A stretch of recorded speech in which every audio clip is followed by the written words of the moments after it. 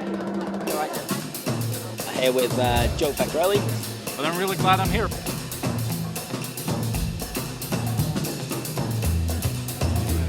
What was it that you wanted to get from the conference, and what is it, like, the key message that you want to send to people?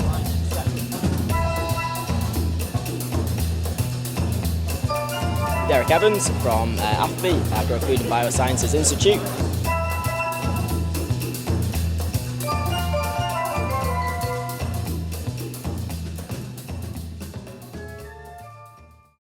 Right, so we have Andrew from the Sustainable Eel Group, who is going to touch on a number of subjects now, including essentially what SEG is, what SEG does, but then also touching on the illegal trade as well. And as I had a very, very brief moment to touch on that, it is an extremely interesting topic, and an incredible organisation that does some amazing work.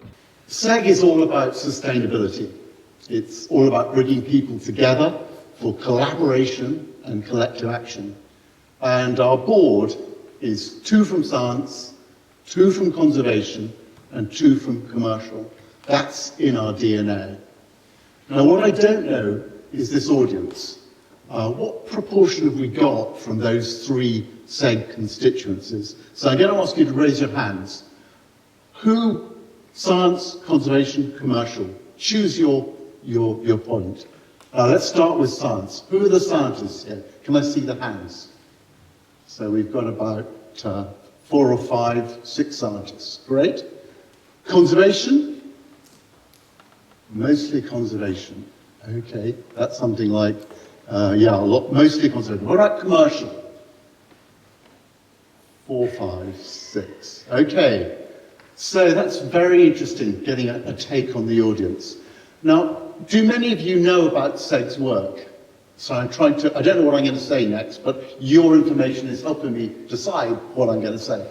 How many of you know about SEG? Not that many, less than half. Okay, that's really helpful.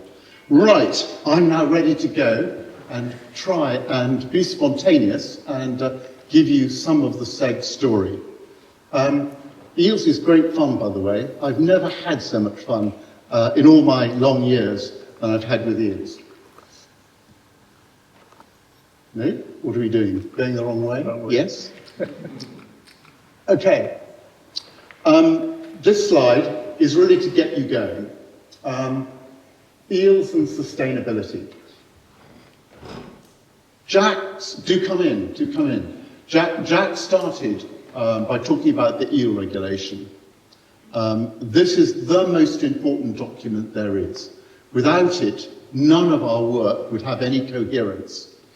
The eel crossing the Atlantic at random, arriving across the whole of Europe, the Atlantic facing Europe, Iceland to North Africa. How on earth do you manage one genetic population across so many political boundaries? It's hugely difficult. But the Eel Regulation enables us to do it. So that's why that's there. In the middle there is the 9-point action plan from the European Commission. And they, in effect, are the master body that has produced the Eel Regulation and guided it through the Parliament and the Council of Ministers. And then on the right there, you've got the SEG standard.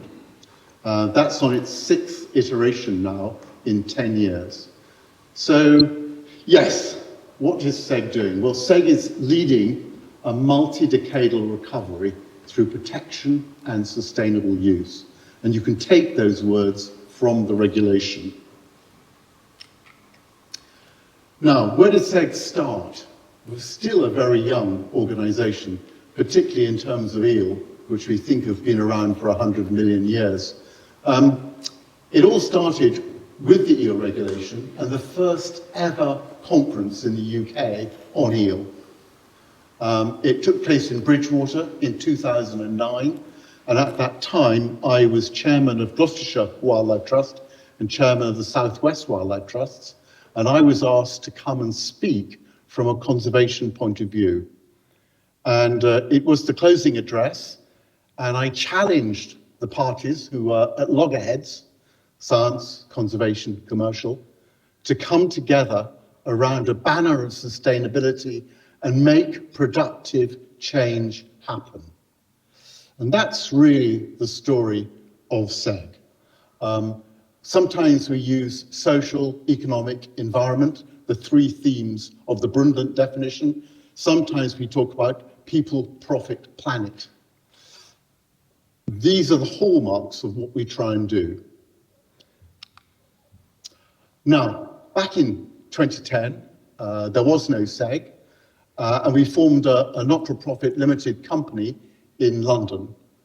And off we went, and we created a standard, and it was quickly adopted in the UK, but very reluctantly adopted in the rest of Europe. But perseverance, eel-like determination, has gradually enabled it to get going. But what we found is the 1.2 million barriers that Jack presented, and an even higher statistic for loss of wetlands. A country like Italy has just 5% of what it had in Roman times. The Romans measured them rather accurately, so that's why we know. And we started to really see that little old Britain on the edge of Europe couldn't really solve the eel crisis on its own, and we needed a truly European direction. And gradually we've Europeanized our project. So today we are a not-for-profit ASBL based in Brussels, in the buildings of our key NGO partner, Wetlands International. At that time, we were only vaguely aware of the hydro damage represented in that picture. We were vaguely aware that there were other species that had crashed, other eels that have both a freshwater and a marine life. And then, of course, we were very aware of the extreme green agenda that thought the solution was just to stop eating eel and then it would magically be saved. And of course, apathy, it's only eel, it doesn't really matter. As Jack says, we have lost our relationship with eel. It was huge. Not worked? Oh, gone too far, my goodness. Okay, back on track. Now, I'm taking you to this slide, which is 2016. We're at a SEG conference in Potsdam. We have the SEG standard, but we know that for its credibility, we have to have a third-party endorsement. And this process is called ISEAL. Only 25 organizations have that, including standards like the MSC Blue Label and the ASC label. But to get to it, we had to put our standard through a very rigorous process. And part of it was to have a theory of change. And this is the theory of change that we came up with in Potsdam. And it starts with our vision, healthy wild eel populations supporting sustainable use for the benefit of all. And to do that, we have to have a healthy aquatic ecosystem. And as Jack said, European freshwater is really trashed. And I'll say a bit more about that later. And then, of course, if we have a fishery, it's got to be responsible. It's got to lead the charge towards sustainability. In fact, we call this becoming the steward for eel. No one else really cares. They don't earn a living out of it. They all want the electricity. Everybody wants the drinking water. So nobody really cares for eel. You can't kiss it like a panda. So we had to cozy up to the sector, the commercial people, the enemy, and say, come on, we'll help you if you get real about being responsible, about becoming sustainable, and about being a steward. Anything that we do has to be underpinned by science. And very fortunately, Willem Dekker, one of the leading eel scientists, is our sort of scientific bedrock. And he sends his apologies for not being here today, but he's been really taken and absolutely massively dehydrated from COVID and COVID-related illnesses. So he's not well, but on the mend. So he did ask to be remembered today. So everything we do has to be based on the best science there is. But what we really got out of our theory of change workshop in Potsdam was that there was a vast leadership void. If you've got to work across 20, 30 countries, if you've got to work across scientific influence, conservation influence, commercial influence, you've got so many barriers. Then add the 1.3 million barriers to the rivers, and you have this colossal problem in which collaboration has to take place. So we saw leadership as the void, and we saw SEG being and growing into that leadership alliance. I have obviously not got the magic touch. There we are. So there we are in 2020, 10 years on from the foundation of SEG, 2 from science, 2 from commercial, 2 from conservation, going back to our theory of change and starting to develop people, profit, planet, starting to further develop the metrics around social, economic, and environment. And that is what I'm going to now focus on. This was a very controversial slide when Willem produced it, putting the ICES information on a logarithmic scale to try and get greater granularity. As you all know, the glass eel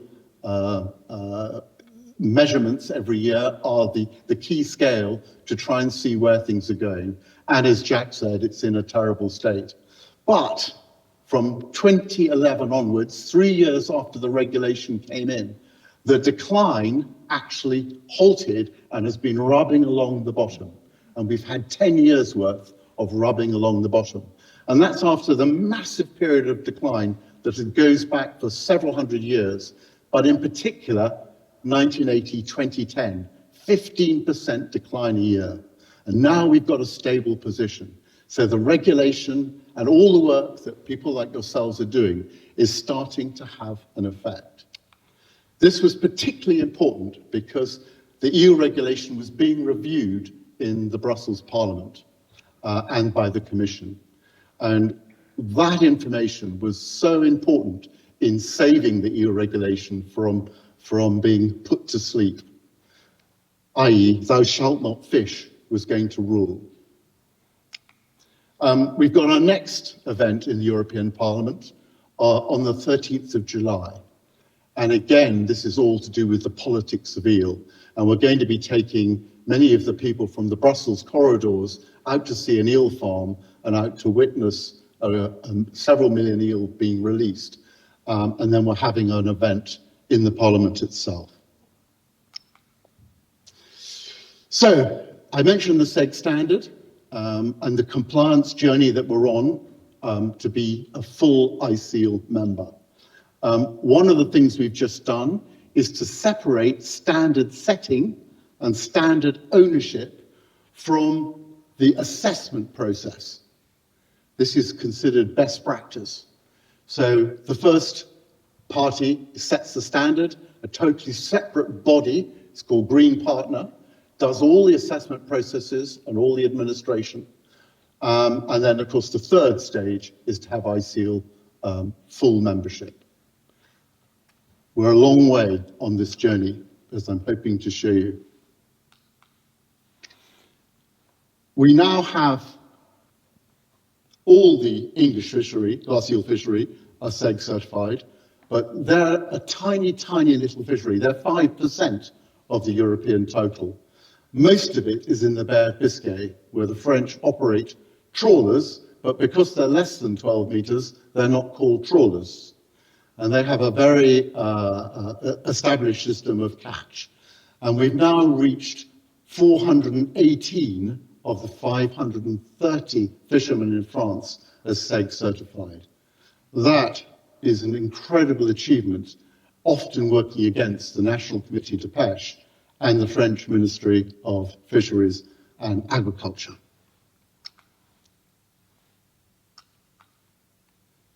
I think I must give off some incredible electric charge. There you go. To portray the journey to SEG, here on the left is the fishery image, first of all. And then you've got the farms, and you can see the millions of glass eels being sent to the farms and for restocking, growing year on year. We've now got something over 100 million glass eels from the SEG certified supply chain going into the farms. Nearly all the big farms of Europe are now certified. The 3 or so farms that aren't, they're all very small. And then we've got the smokehouses of Germany and the Netherlands also certified. And so the supply chain is really starting to function. Thank you for that. I've got my 5-minute bell. I was asked to say something about trafficking because trafficking is the most appalling story, and SEG found our way into it by accident. We started to realize that an awful lot of fish were going missing. And at first we thought it was about 20 tons, 40, 50 million, something like that. But the more we investigated from 2015 onwards, the worse the story became. And finally, at a conference in Madrid in 2018, Europol came out with 100 tons, but nobody in the audience knew what 100 tons meant. So I stood up and said, do you realize that is 300 to 350 million glass eels? That is about a quarter of the annual recruitment being illegally sent to Asia. This is a critically endangered fish. This is the biggest wildlife crime on the planet for a living creature. That, once grown on, is worth $3 billion. The people who do this are the same gangs that do humans, drugs, guns, and so on. They are evil. When you see the evidence of raids, you find horrendous evidence of cocaine, gold bars, drugs, stories of people's children who I know through SAG, who've worked in these chains and have been beaten up with lead pipes. This is really nasty people. Now, I put this slide up because it's where we thought the situation was in 2018, the pie chart. So ICES calculates that about 1.3 billion glass eels arrive each year to the waters of Europe. And then there was the distribution that we tried to assess in 2018. In its day, that was a revolutionary slide. And it showed that something like 20 to 25% was illegal.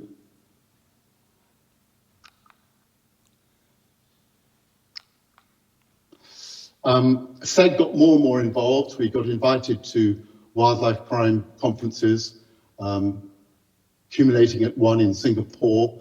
And then we got increasingly involved in court cases. This is the famous one in the UK. It's Mr. Koo. He had moved 20-odd million fish from Heathrow to Asia. He bought the fish mostly in France and Spain, held them in Gloucester, and there he is proudly showing his gold bars. He didn't go to prison in the end because he was an ill man and COVID death was deemed likely if he went to prison, so he got off. They're still trying to confiscate his assets. He's not actually a big cheese, he's just a local operator. The capital came from Hong Kong and Asia. So without civil society working with these enforcement agencies, we couldn't do anything. You need that specialist knowledge to know where to look. And right now we work very closely with the enforcement agencies of the world because this is a truly global problem. And whilst during COVID things slowed rapidly, aeroplanes didn't fly, and therefore the transits didn't take place, you can still nevertheless get a sense of this 5-year journey. If you look at the number of arrests, bottom left, it's averaging about 100 arrests a year. People are increasingly going to prison, their business is closed down, and so on. They've been doing it through secret pop-up eel stations that hold the eels, then they're packed in suitcases, and people theoretically on holiday from Asia collect the suitcases, put them in the aeroplane, and back they go. Give you an idea of value, a fisherman might have got 10 cents for a glass eel. That one eel landed in Hong Kong is €1. Grown on in the farm for a year, it's then worth €10. So you get 100-fold increase in the space of about a year. It always changes month to month, week to week, but it gives you a feel, that 100 times increase in value. And of course, for us at SEG, trying to make sustainability happen, this is an absolute challenge. Here we are this year, this week, this month. Schiphol Airport on the left there, there's a suitcase, 300,000 glass eels, 8 suitcases, 3 arrests. It was going from Portugal via Schiphol, in the Netherlands, to Malaysia. We get some successes too. Some of you, I think, were at our first ever eel conference in Venice, when the maximum fine for eel trafficking was still around €30,000. I'm very pleased to say that in Spain now, someone has just landed 7.2 million fine. I don't suppose you'll pay it, but nevertheless, it gives you a scale of how much more serious it is taken. Now, the price paid this year, not many eels got into the 900 farms of China last year, so they're desperate. And the price at the moment in America for their legal quota for rostrata, the American eel, is $2,100 a pound. So you can roughly double that to euros. So it's, say, €4,000 a kilo. On the 7 last week, it was £50 a kilo for Loch Ness. So someone's making a vast amount of money in that Asian supply chain. This is a health warning slide.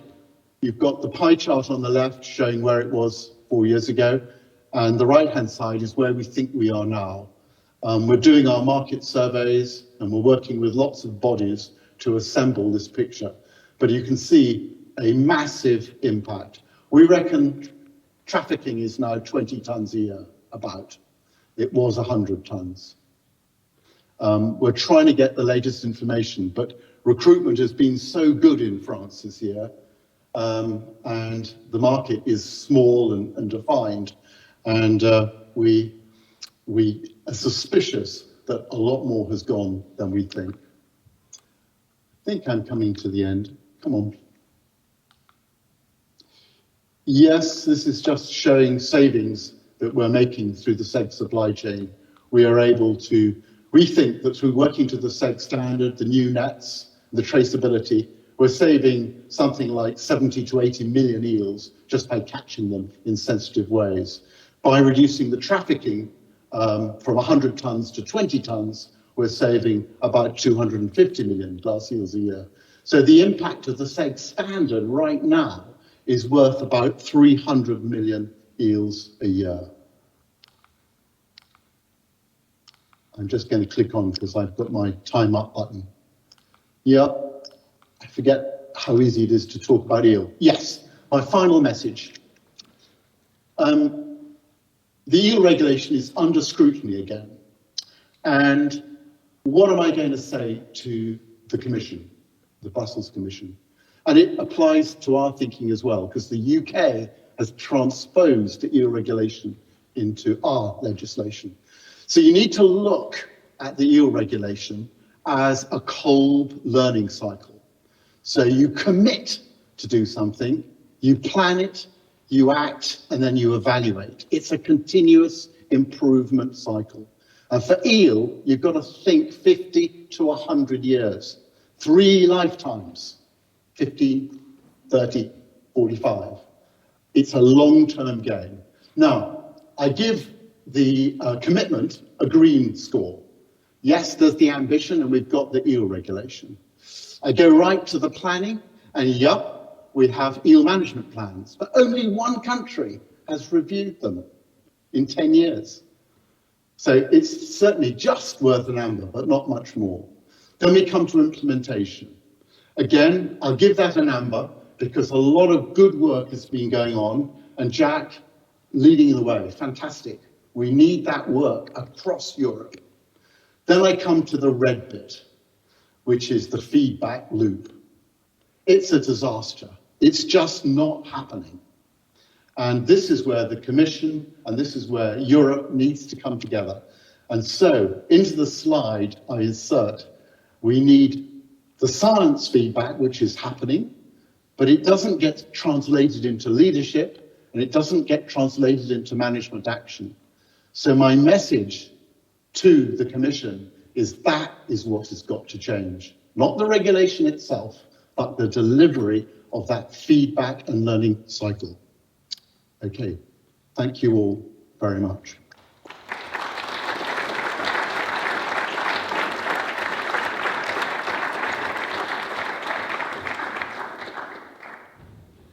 And we're also taking the questions from on our online presence as well. So does anyone have any questions in the crowd first before we go on to the online?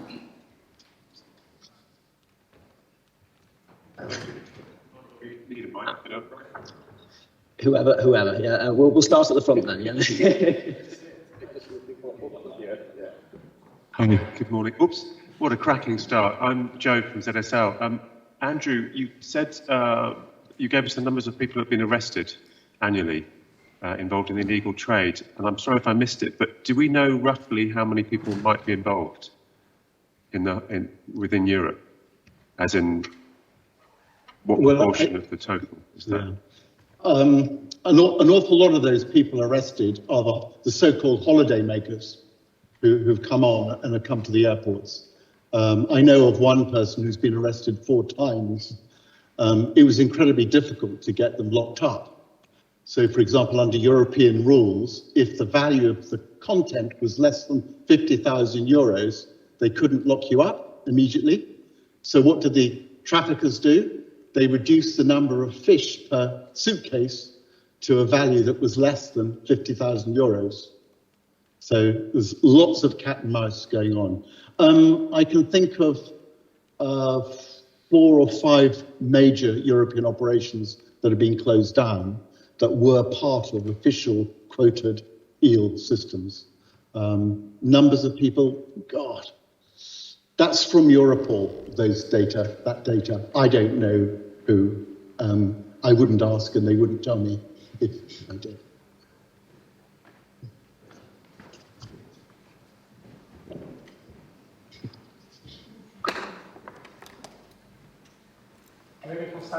Oh yeah, we can hear you. It's almost here, but...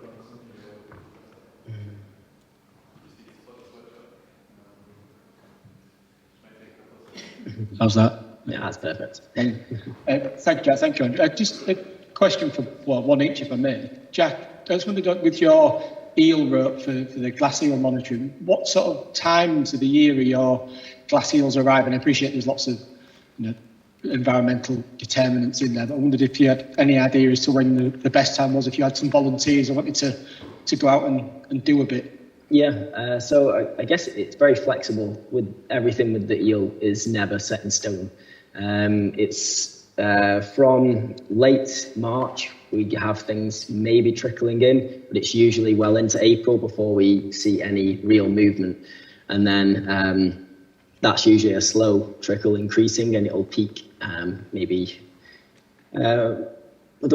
each month we've found it around May to late May is when we get a nice spike in that. And the traps that we use are superb for monitoring at different areas, so you can get them in a coastal region and it works really, really exceptionally well. And that's it's essentially a lot of work to put them in, monitor on a couple of times a week and make sure that you have the ability to just go and check them. But once you start to see eels coming in, it becomes a lot easier and you get a bit more used to using these traps as well. But extremely cheap as well to run them. It's pretty much just the manpower that is the most expensive thing in it. Everything else can be made of scraps really, so it's quite efficient. And yeah, that's what we've done to really identify where is our best and key areas to focus our conservation efforts. But after that, then like I said, it's not a fully quantitative measure. This gives you just a great indication of where you should focus it. Then you can hone your efforts and go a bit more scientific with it as well. And just one for Andrew, if I'm there. Morning, Andrew. You said you had the bulk of the Biscay fishermen signed up to the SEG standard. I just wondered what was the sticking point to getting the last few to sign up as well?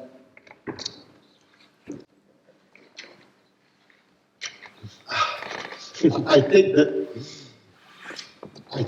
the SEG was thought of as an organisation that was trying to close the fishery down. That was how the French fishery saw it to start with.